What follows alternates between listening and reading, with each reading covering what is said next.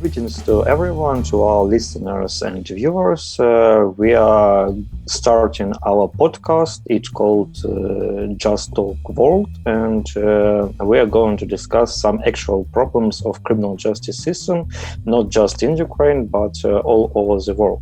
So JustTalk, it's a Ukrainian platform for professional discussion in criminal justice system. We involved in this platform prosecutors, investigators, judges, and trying to find together some ways to improve the system, to propose some standards, some resolutions, and sometimes legislative amendments, because it's also the tool for solve the problems in criminal justice system. Today we are going to talk about the investigative interview, a tool, a mechanism which are going instead of classical interrogation all over the world. And we have two institutions and two representatives of them. From one side, it will be APT, Association for Prevention of Torture, and it is an organization in Switzerland. And this organization trying to improve all the new techniques to investigation to prevent the tortures itself. And APT is represented by Andrei Nicolescu. Andrei is advocacy and legal advisor of this organization. And from Ukrainian side, it will be NABU, National Anti-Corruption Bureau of Ukraine. It is law enforcement agency, pre-trial investigative body, and they fighting with the top corruption crimes in Ukraine. And NABU is represented by Taras Filoyenko. Taras is a detective of NABU, and Taras are involved in the process of implementation of investigative interview in Ukrainian law enforcement agency, and I hope that he will tell more about this. And my name is Yevhen Karpirin. I am the moderator of this discussion. My role is much smaller than our speakers, and I am representative from Center for Policy and Legal Reform, a think tank in Ukraine. So I think that we should start with the questions, and first we should make some distinction between the investigative interview as a new model and classical interrogation. And I think that Andra can start with this question. Please, the floor is yours. Okay, so hi, Eugen, thank you so much for the introduction. I'd like to thank you for this invitation for APT and for myself. It's a pleasure to be here and to talk about this important issue. So jumping right into to the first question, I'd like to just talk a little bit about what investigative interviewing is, first of all, as a concept. So I think a simple way of defining it for me is that investigative interviewing simply refers to the questioning of persons by state authorities, such as law enforcement officers, during criminal or other types of investigations. What's really key for our purposes is how interviews or how questioning are conducted. And this is especially important, I think, in the criminal justice system. And when we're talking about the questioning of suspects during criminal investigations. Because the way interviews are done has a profound impact on the fairness and efficiency of these investigations and of criminal proceedings, and ultimately really determines the reliability of outcomes in the criminal justice process. So at its core, I think an easy way to think about investigative interviewing is as a method that focuses on gathering accurate and reliable information from interviewees. And it's one that relies on the development of a rapport between interviewer and interviewee. A rapport is really intended to facilitate communication, to facilitate the flow of information during questioning. There are various techniques which I will not get into, and I think Taras, being a professional detective, can actually tell us about that much more than I ever could. But I would like to note that investigative interviewing is a practice that's informed by more than 30 years of scientific research, and that has been tested by practice in different parts of the world. So we know that it's one that works. We know that approaching interviews in a systematic manner with an open mind on the part of the interviewer in a way that respects the human dignity and the rights of the person being questioned is effective, and it's one that produces the best outcomes. I think it's also really important to note that this isn't just a matter of respecting human rights. Of course, it is a matter of respecting human rights. But beyond that, this method is actually one that provides more reliable information and more actionable intelligence than the use of mistreatment or the use of coercion. And I'd love to hear your experiences in Ukraine with how this is working. And ultimately, I think it also helps enhance trust between authorities and citizens. It helps avoid miscarriages of justice, and it improves outcomes in the criminal justice system and the administration of justice. So I guess that's all to say that it's also very much in the interest of the state, of course. In terms of the key sort of differences with interrogation, right? And I think aside from kind of semantic issues, for me, I think as terminology and as methodology from a human rights perspective, the key difference is that investigative interviewing as an approach, it really does a lot to help interviewers operationalize the presumption of innocence, which is a core principle of international law. And I think it's something very important to help us shift mindsets, right, towards approaches of interviewing and of conducting investigations that are non-adversarial and that don't focus on confessions as the objective of the interview. I want to note that, of course, some jurisdictions and many professionals do use the terminology interrogation. And that I don't mean to say that that interrogation is necessarily always bad, right, as a practice. I think it is often used by professionals who do conduct questioning in a neutral manner because that is the standard terminology in their jurisdiction. So again, not to equate that with coercion, but I do think, again, that investigative interviewing is a preferred term because it really does focus right on the kind of investigative and information gathering purposes of questioning. And because unfortunately, practice and kind of historical precedent does mean that interrogation now, unfortunately, carries some negative connotations, right? So often when we hear interrogation, we might be tempted to think of risk thinking of something that crosses into the territory of questioning that is maybe coercive or of the use of a little bit of force to get a confession. So yeah, I think that I'll stop here for now. Yeah, thank you, Andrea, and thank you for such a deep explanation about the semantic of the words interrogation, investigative interview. I think that it's important thing, and also about all the purpose of this to make a presumption of innocence just not the principle but a real thing in criminal investigation. Also, I think that it's important.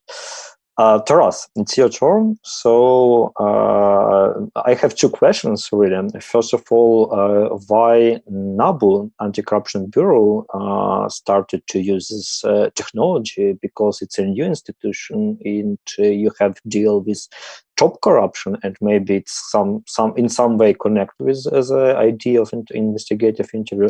And the second question, what about other law enforcement bodies? We have police, States Bureau of Investigation, other pretrial investigative bodies. So are they planning to use this technique or not? Thank you, Eugene, for question, and thank you for the invitation of National Anti-Corruption Bureau of Ukraine and myself, and especially thank you for this important discussion. It's really interesting topic in our criminal justice system now. So if we talk about investigative interview and National Anti-Corruption Bureau experience, I'd like to start from 2 years ago when the National Anti-Corruption Bureau was invited to take part in national research, a national study about practices of interrogation in Ukraine in law enforcement agencies.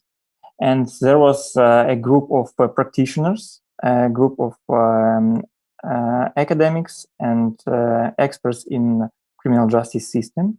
And I was invited in this group, and we conducted during 2 years we conducted deep and thorough research about the practices of interrogation in Ukraine. It was very interesting because our focus was two main fields. It's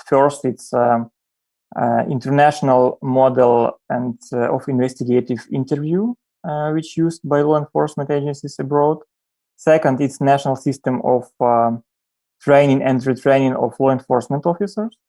And third, it was practice of conducting interrogation by law enforcement officers. We just wanted to try. We believed that investigative interview should work and be effective in Ukraine. We have leadership in NABU highly supportive to the idea. We have detectives with strong motivation in self-development in this area. And last but not least, we have understanding and support from the middle management. And I think it's perfect combination to implement innovation. So, and several words about our pilot. So we called to all detectives and to apply to 5-day training program. We have more than 200 detectives in NABU. And then we select 30 detectives and split them into 3 groups. And all of them completed the 5-day training program. So the trainers were experienced officers from Great Britain and Australia. And here I would like to thanks to our partner from International Renaissance Foundation, who supported us with providing this training program. And then we started piloting the model. So to monitor effectiveness and how things are going on, we developed this standards form of planning, checklist of readiness, self-evaluation, and all the members who take part in this pilot, they fill out this form for all their interviews. So now we have 10 out of 30 detectives who established a group of so-called mentor team group.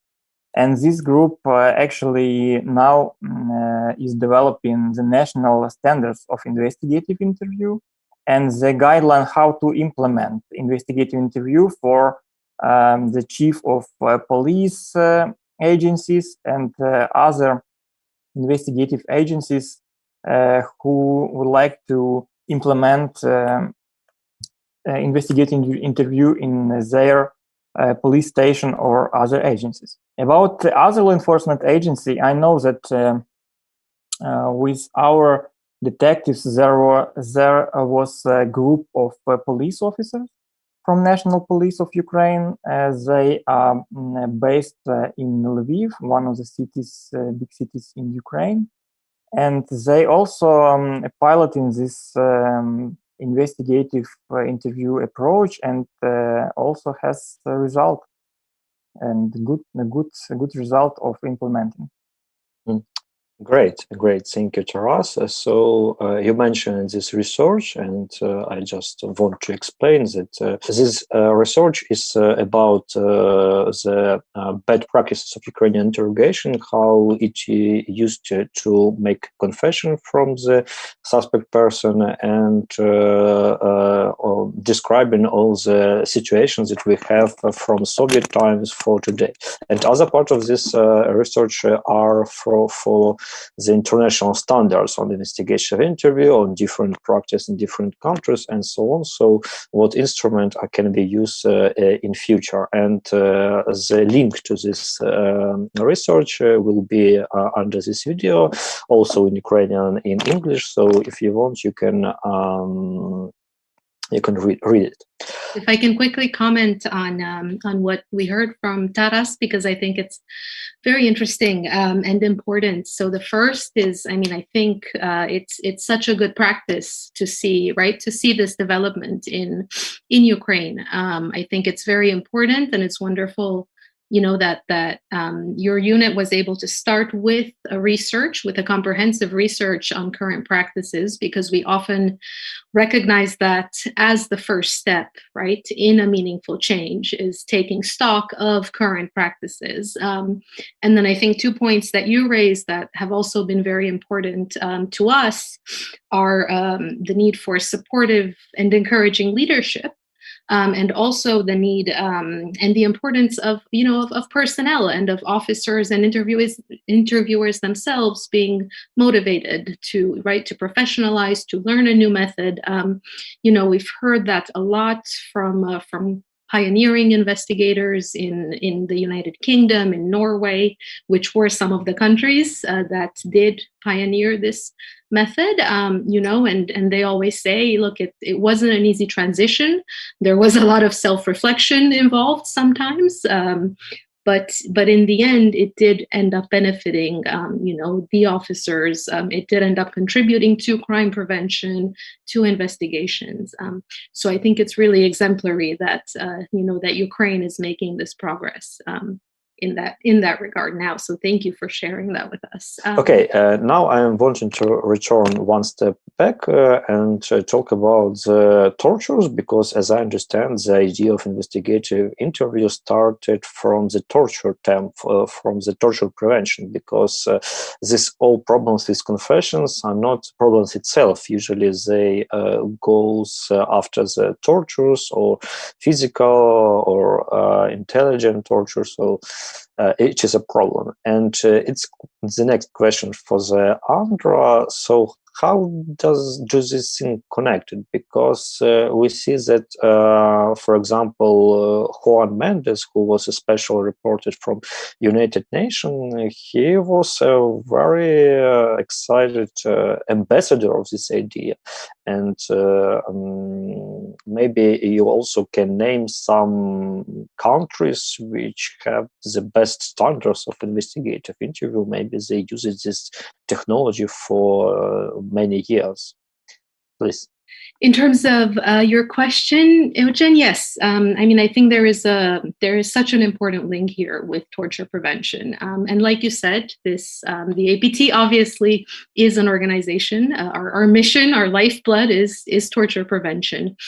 And yeah, I'm glad you asked about the special rapporteur as well, who used to be my former employer in another life. And so, yes, there is currently an effort underway to develop a set of standards on investigative interviewing at the international level, which we hope will really feed into and help national efforts like the ones we've heard in the Ukraine. And this effort did come about from a report from the former special rapporteur in 2016, which this report called for the development of standards and guidelines on investigative interviewing and procedural safeguards as a way primarily to fight and prevent torture around the world. What was interesting for us, and also for myself working with Juan at the time, was that, you know, we started out in this kind of torture prevention landscape, right? But very soon we realized that actually this issue is much broader than that, and it's such an interdisciplinary one, right? So in a way, the scope of this work really expanded itself, and it opened up a whole world of possibilities, and it helped us see the intersection between crime prevention and criminal justice, and human rights and torture prevention. So that was extremely interesting for us. In terms of the work of the APT, more specifically, I wanted to talk a little bit about the importance of safeguards as well, right? I guess so bringing all of this back now to investigative interviewing and also to the former Special Rapporteur's report, this is where we realize that it's sort of a marriage, right, between the interviewing practices and these safeguards that have to happen effectively in practice in order to make sure that human rights are respected during interviews, and to make sure that interviews are themselves effective, right? Because we can also maybe get into trouble with, right, if some procedural safeguards, say, are not properly respected. For example, if an interviewee, would like to speak to a lawyer or request a medical examination, but does not have that opportunity, right, depending on the law, and according to international law, right, that might end up being improper, and the interview outcome might have to be invalidated, right, if these procedures were not followed correctly. So yeah, I think I'll leave it at that for now. Mm-hmm. Okay. Thank you, Andra, again for such a detailed answer. So, as I understand, investigative interview, it is marriage between the quality of evidences and safeguards in other side. And shifting to the national level again, to Ukraine, and for Taras, I want to know, so what is the strategy of implementation of this practice? So we heard about the international standards, about the model, and what in Ukraine we should do, except of trainings of people who want to use these mechanisms, maybe some legislative amendments or some work with judiciary system. So please answer. Yeah, thank you for the question. So my answer is the first step of strategy is to have a strategy. It's seriously, but it's true. Because in Ukraine we don't have any strategy how to implement the investigative interview, and I think that it's very important.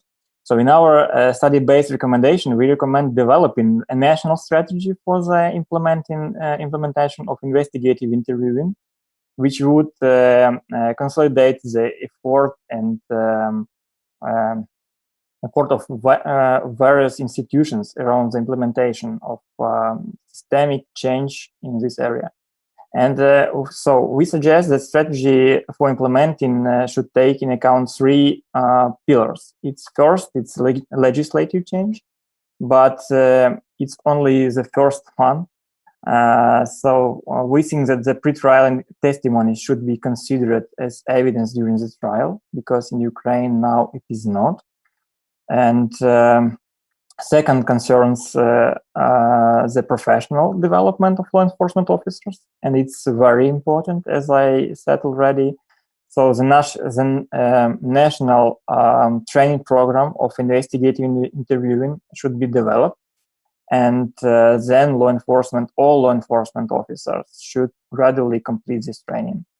And the guidelines tailored for Ukrainian legislation should be also developed and support the good practice. So it's second component, and the third is concerns the implementation support from the law enforcement agencies side. I mean that they should not hesitate to invest in building infrastructure around the implementation of investigative interview. I mean this policies, model of competencies, rooms for investigative interviewing, equipment, the system of monitoring and evaluation of interview, the system of mentoring, and just to finish, I would like to say that we think also that different agencies should unite around this idea how to implement the investigative interview in Ukraine. I mean, not only law enforcement agencies, but also academic professors and like other organization and civil society also Okay, thank you, Taras. You're highlighting the need for kind of multidisciplinary perspective, right? In making a national policy, in steering the introduction of investigative interviewing domestically. I think that's such a crucial point, and it actually mirrors the process that's going on right now to develop the international standards that I mentioned. Because in 2017, after the Special Rapporteur's report, there was a steering committee of experts convened to draft these guidelines. The work is still going on. But again, one of the most interesting parts for me and a lot of my colleagues, right, like human rights lawyers, was just how multidisciplinary this effort was. So yeah, I'm glad to hear again that that's part of the approach in Ukraine. And I think the last question, and it's for both of you. It is about the consequences of implementing of this model, because we should evaluate in some way the influence on the criminal justice system. I think it is very important in my work around the world and in different countries. It is very important to make sure that that law enforcement officials themselves do have buy-in, right, and that they do really feel empowered by this method. For me, it hasn't been so much a matter of needing to convince officers, but really more of just finding the right tools and the right methods to work together, right? To change mindsets, to change institutional cultures, and to just incorporate this practice in daily operations, right? Which can be very intensive, like we heard from Taras, right? And it can take a lot of planning, a lot of strategizing, capacity building, technical assistance, cooperation, training, all of those things. And then again, right, on the kind of this marriage between the safeguards and the human rights and the interests of crime prevention of law enforcement, I think another, it's always been very important in my experience to convey the way in which safeguards are also something that benefit law enforcement and authorities in the end, right? I think often, especially from the human rights perspective, we sort of risk, right? We risk just having a narrow view of that. So if I can give one example, for example, the issue of audiovisual recording of interviews, right? Which is something I think that all interviewers will agree is very important.